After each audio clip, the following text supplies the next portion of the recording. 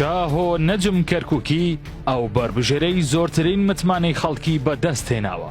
ئومێدمان پێتە ئینشاءڵڵا چبوون بۆ لای باوکیشەوە سەرم لێیدا لە گەرمەی بانگەشەی هەڵبژاردننی پەرلەمانی عێراقدا کە هەمووان هەوڵی بەدەستهێنانی متمانەی خەڵک دەدەن، بربژێرێک سەرنجی هەمووانی بۆ لای خۆی ڕاکێشاوە و بۆتە سیمای ناسراو و متمانە پێکراوی یەکەمی خەڵک لە کەرکووکی دڵی کوردستاندا.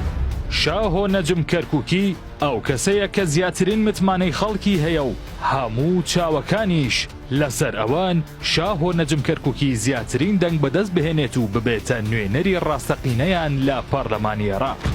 خۆشەویستی و متمانەی شاهۆ نەجم کەرکووکی تەنیا بۆ ئەم ماوەی بانگەشەی هەڵبژاردن ناگەڕێتەوە، بەڵکو متمانە و خۆشەویستیەکەی لەسەر بنەمایەکی پچە و بنیاد نراوە، بنەمایەک لە خزمەتکردن، دڵسۆزی و ڕێز بۆ خەڵکی شار و ناوچەکەی، خزمەتێکی ڕاستەقینەی چەندین ساڵە بۆ ئاوەدانی کەرکووک و ئارامی و ئاسایشی هاوڵاتیانی کەرکووک. وای کردووە کە شاهۆ نەجم کەرکووکی زیاترین متمانەی خەڵک بەدەست بهێنێت و ببێتە هیوای دڵی کەرکووکیەکان. لە ئێستادا خەڵکی شاری کەرکووک کە پێویستیان بە کەسێکی دڵسۆز و خەمخۆر هەیە بۆ داهاتووی شارەکەیان، شاهۆ نەجم کەرکووکی بە باشترین کەس و بربژێری خۆیان دەزانن کە لە پەرلەمانی عێراق ببێتە نوێنەریان و بتوانێت شارەکە ببوژێنێتەوە و ئاوەدانتری بکاتەوە.